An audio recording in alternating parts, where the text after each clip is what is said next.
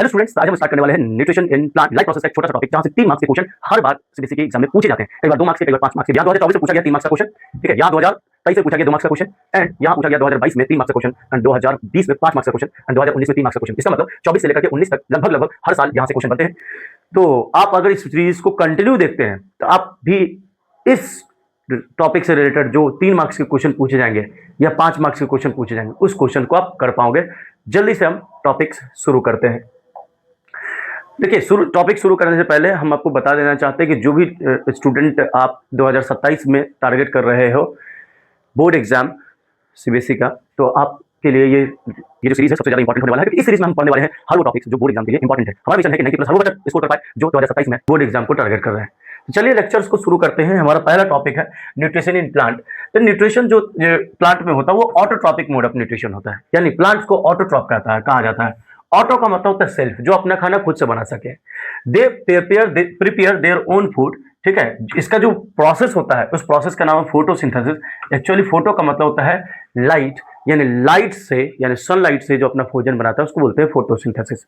Raw material, इसमें क्या जरूरत होते हैं? रॉ मटेरियल यानी इसके लिए 4 चीजें जरूरत होती है फोटोसिंथेसिस के लिए। कार्बन डाइऑक्साइड जो कि एयर से ही मिल जाता है, वाटर जो कि सॉइल से मिलता है, सनलाइट एनर्जी सोर्स के लिए होता है, सनलाइट एनर्जी सोर्स के लिए होता है, एंड क्लोरोफिल एक तरीके का पिगमेंट होता है जो कि सनलाइट को ट्रैक करते हैं, ठीक है।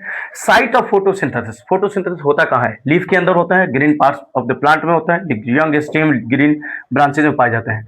और फोटोसिंथेसिस का जब प्रोसेस कंप्लीट होता है तो उसके तौर पर जो प्रोडक्ट बनते हैं, ग्लूकोज बनता है और बाई प्रोडक्ट बनते हैं ऑक्सीजन, ठीक है। फोटोसिंथेसिस का जो इक्वेशन होता है उस इक्वेशन को देख लेते हैं। कार्बन डाइऑक्साइड, वाटर जब दोनों आपस में मिलते हैं तो सनलाइट एंड क्लोरोफिल के प्रेजेंट में ग्लूकोज बनता है और ऑक्सीजन बनता है। अगर इसको बैलेंस करेंगे तो यहाँ 6 और यहाँ 6 डाल देंगे तो ये बैलेंस हो गया, ये बैलेंस इक्वेशन होगा।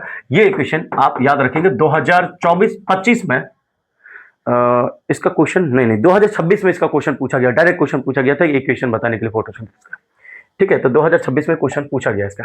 चलिए अब हम बात कर लेते हैं स्टेप्स ऑफ फोटोसिंथेसिस। फोटोसिंथेसिस के स्टेप में सबसे पहला होता है एब्जॉर्प्शन ऑफ लाइट एनर्जी। पहले लाइट एनर्जी को अब्जॉर्ब करेगा plant. Conversion of light energy into the chemical energy, ये इंपॉर्टेंट है इसलिए पूछा जाता है यहां से क्वेश्चन, ठीक है। तो लाइट एनर्जी को क्या किस में कन्वर्ट किया जाएगा? केमिकल एनर्जी में। और वाटर जो होगा स्प्लिट होगा हाइड्रोजन और ऑक्सीजन में, ठीक है। इसको कहा जाता है photolysis of water, photolysis of water. Water का होगा फोटोलाइसिस।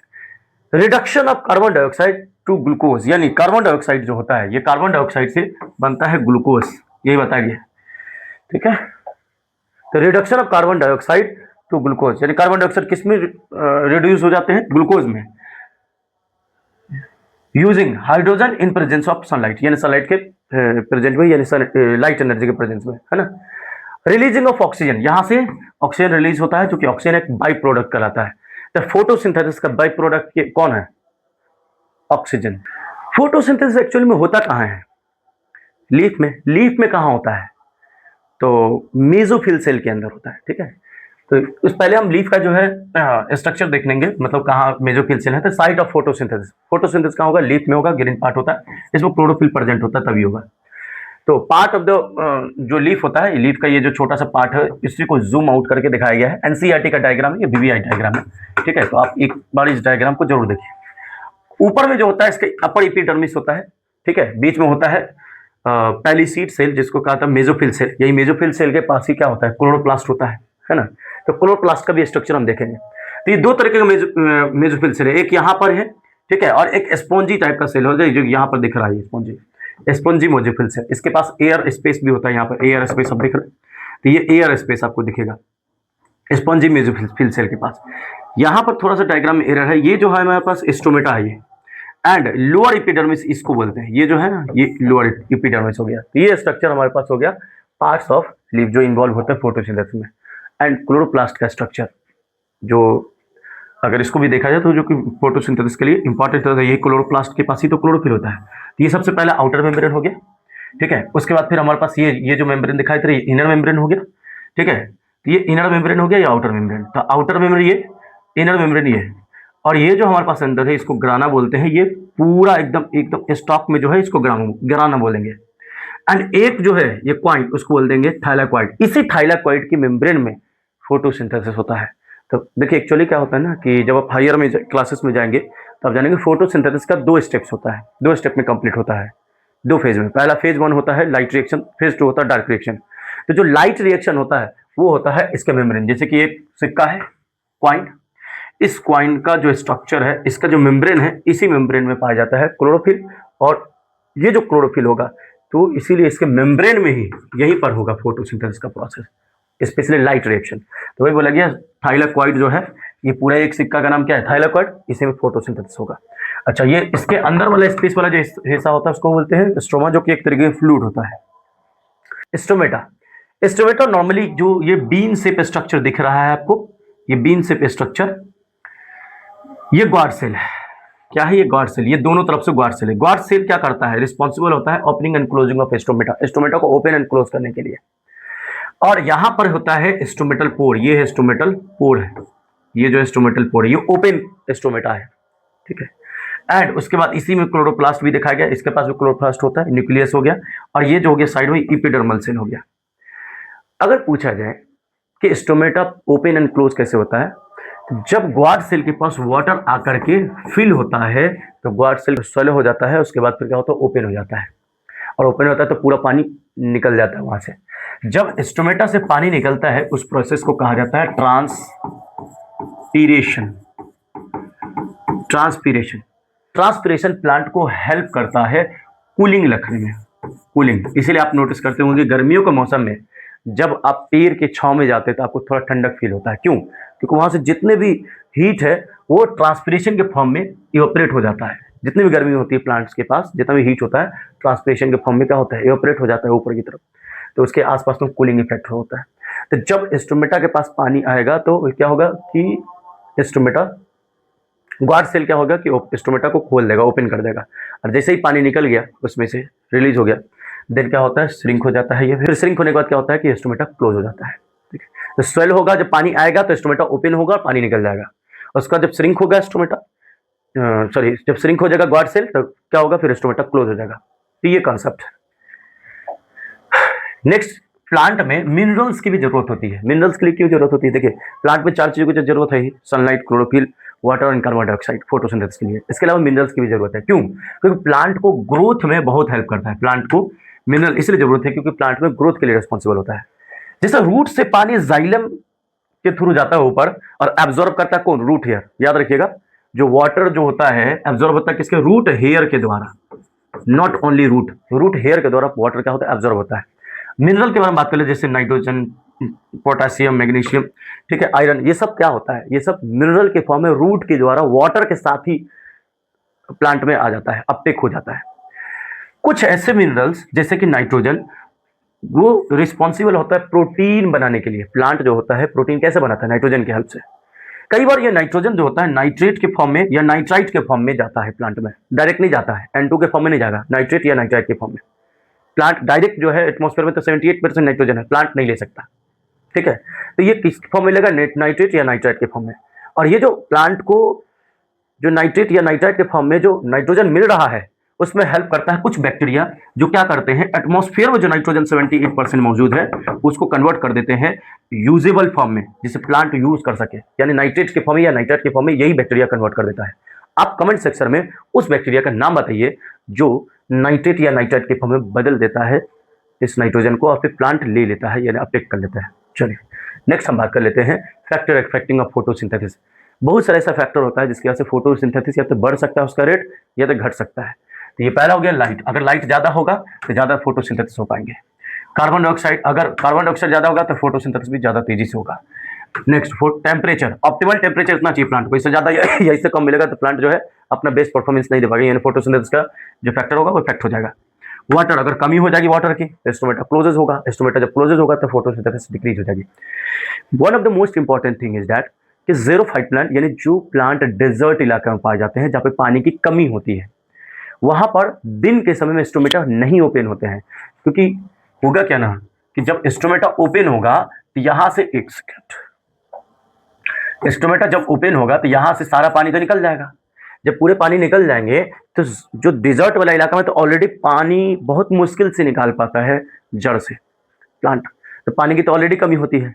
तो क्या करता है कि दिन के समय में स्टोमेटा को ये क्लोज ही रखते हैं, रात के समय में ओपन करते हैं, क्योंकि रात के समय में सनलाइट होते नहीं है तो ये ऑपरेशन नहीं होगा, वाटर का बचेगा, ठीक है। और रात के समय में ही ये कार्बन डाइऑक्साइड को स्टोर करके रख लेता है और दिन के समय में सनलाइट ले लेता है और दोनों का मिश्रण होकर के फोटोसिंथेसिस होता है। यानी जो डेजर्ट वाले प्लांट होते हैं वो रात के समय में ही कार्बन डाइऑक्साइड को स्टोमेटा के थ्रू ले लेते हैं और दिन में सनलाइट का यूज करके फिर फोटोसिंथेसिस करते हैं। दिन के समय में उसका स्टोमेटा नहीं ओपन होता है, क्यों? क्योंकि पानी लॉस हो जाएगा ना, फिर इवेपोरेट हो जाएगा इसलिए। नेक्स्ट, वाटर ऑन फूड का जो ट्रांसपोर्ट होता है कैसे होता है, देखिए जाइलम के थ्रू तो होगा, यानी वाटर और मिनरल का ट्रांसपोर्ट होगा by soil transported to the leaves through the xylem के थ्रू होगा। एंड प्रिपेयर्ड लीफ के अंदर जो खाना बना है वो भी तो ट्रांसपोर्ट होना है, वो जो ट्रांसपोर्ट होगा किसके द्वारा होगा? फ्लोएम के द्वारा होगा, ठीक है। ये बाई डायरेक्शनल होता है, जैसे मान लीजिए अगर यहाँ पे लीफ है तो ये अगर खाना ऊपर भी जाना है तो ऊपर भी जाएगा, नीचे जाना है तो नीचे भी जाएगा, तो बाई डायरेक्शनल यानी अपवर्ड और डाउनवर्ड दोनों जाएगा, ऊपर की तरफ भी और नीचे की तरफ भी। बट इसमें क्या होता है, सिर्फ ऊपर जाएगा, पानी तो नीचे से ही ऊपर जाएगा ना, ऊपर से तो नीचे थोड़ा आएगा, ठीक है। ये कुछ प्रोसेस है, इसको समराइज करके बताया गया यहाँ पर। फोटोसिंथेसिस जो होता है ये लीफ में होता है, इसमें ग्लूकोज तैयार होता है और ये ग्लूकोज जब तैयार होता है तो फ्लोएम को दे दिया जाता है फूड, यानी फ्लोएम फिर पूरे बॉडी तक पहुंचाता है, प्लांट्स के पूरे पार्ट्स तक, सेल तक भी पहुंचाता है कि ताकि ग्रोथ हो सके इसका। स्टोरेज कर लेता है कुछ फ्रूट फल और रूट और ट्यूबर के फॉर्म में भी स्टोर कर लेता है फूड को। रिस्पिरेशन के लिए भी यूज होता है जो ताकि एनर्जी रिलीज कर सके, और अदर पार्ट्स के लिए भी, जैसे यंग लीफ ग्रो होना है, फ्लावर ग्रो होना है, फ्रूट ग्रो होना है, तो वहां पर यूज कर लिया जाता है इसका। नेक्स्ट बात कर लेते हैं, कुछ ऐसे भी प्लांट होते हैं जो फोटोसिंथेसिस नहीं कर सकते हैं, यानी other mode of nutrition in plant.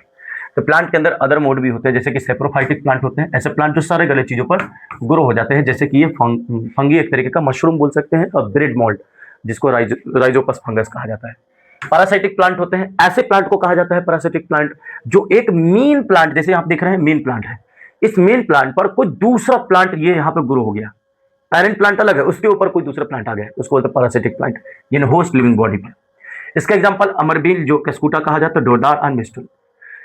Insectivorous plant, कुछ ऐसे भी प्लांट होते हैं जो फोटोसिंथेसिस तो कर पाते हैं, बट उसके पास कुछ ऐसे मिनरल्स है जो वो सॉइल से नहीं अपटेक कर पाते हैं, ठीक है। यानी वो ऐसे जगह पे ग्रो करते हैं जहां पे वो मिनरल होता ही नहीं है, बट वो मिनरल इंपॉर्टेंट है उसके लिए। उस मिनरल का नाम क्या है? नाइट्रोजन। तो नाइट्रोजन की कमी को कैसे पूरा करेगा? ये क्या करेगा कि इंसेक्ट्स को मार करके खाएगा। कैसे खाएगा भाई?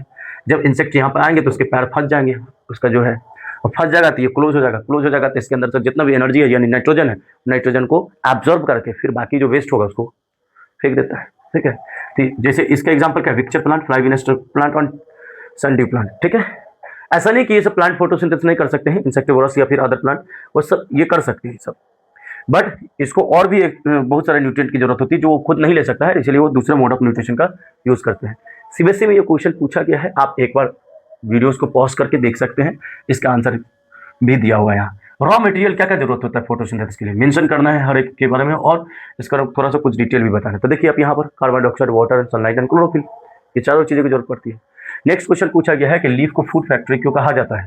इसका आंसर इस तरीके से, ठीक है, क्योंकि भाई जाहिर सी बात है फूड जो प्लांट का है वो कहाँ बनता है? लीफ में ही बनता है। सीबीएसई में 2022 में 3 मार्क्स का क्वेश्चन पूछा गया केमिकल इक्वेशन फोटोसिंथेसिस के लिए, और एक्सप्लेन देख लीजिए ये क्वेश्चन पूछा गया, ठीक है। तो यहाँ पर 6 लिखेंगे, यहाँ पर भी 6 लिखेंगे, यहाँ पर भी 6 लिखेंगे, बैलेंस करके लिखेंगे, है ना। सनलाइट एंड क्लोरोफिल यहाँ पर होगा, जूम इन करके अगर लिखेंगे तो ये इसका आंसर होगा। नेक्स्ट यहाँ लिखा हुआ है 2020 में क्वेश्चन पूछा गया 5 मार्क्स का फोटोसिंथेसिस को डिस्क्राइब करने के लिए, तो ये हाँ, लेकिन यहाँ पर आप इक्वेशन लिखना नहीं भूलेंगे। फोटोसिंथेसिस का जो इक्वेशन है यहाँ, या मैंने जो शुरू में इक्वेशन बताया वो इक्वेशन भी आप लिखेंगे जब भी इस तरीके का क्वेश्चन होगा। तो नेक्स्ट क्वेश्चन आपके पास ये है जो कि आपको कमेंट सेक्शन में बताने हैं इसका आंसर क्या हो सकता है। Autotrophic nutrition and heterotrophic nutrition में क्या डिफरेंस होता है? One of the most important चीज जो चैप्टर में हमने पढ़ा उसका मास्टर्स नोट्स ये आपके डिस्क्रिप्शन में मिल जाएंगे, पूरा फुल नोट्स मिलेंगे मास्टर्स नोट्स के साथ, ठीक है। इसका फुल नोट्स आपको मिल जाएगा इसके डिस्क्रिप्शन में, आप वहां से डाउनलोड करके आप रख सकते हैं, और जो लास्ट टाइम आपके स्कूल एग्जाम या फिर बोर्ड एग्जाम से पहले आप इसको रिवाइज कर सकते हैं, ठीक है। ये 2 स्लाइड्स में मैंने इसका नोट्स आपको दे रखा है, बस ये हमारा चैप्टर हो गया द एंड। देखिए हमारा लेक्चर्स वीक में 2 या 3 लेक्चर आते रहेंगे, अभी शेड्यूल फिक्स नहीं हो पाया है हमारा बिजी शेड्यूल होने की वजह से। ये शेड्यूल बहुत जल्द हम फिक्स कर देंगे किस किस दिन कौन कौन से लेक्चर आ सकते हैं। वीक में एटलीस्ट 2 लेक्चर तो आएंगे, अभी धीरे धीरे उस पर काम हो रहा है, तो एटलीस्ट हम 3 लेक्चर लाने का कोशिश करेंगे। जो स्टूडेंट 2027 में यानी 2027 में बोर्ड का टारगेट कर रहे हैं वो स्टूडेंट के लिए सबसे बेनिफिशियल ये सीरीज होने वाला है। तो आप हमारे नेक्स्ट वीडियो के लिए कमेंट कर दें कि किस टॉपिक से होना चाहिए, किस चैप्टर से होना चाहिए, और ये भी कमेंट कर दीजिए कि ये जो वीडियोज़ है ये आपके लिए कितना हेल्पफुल था। पढ़ाई करते रहें। All the very best.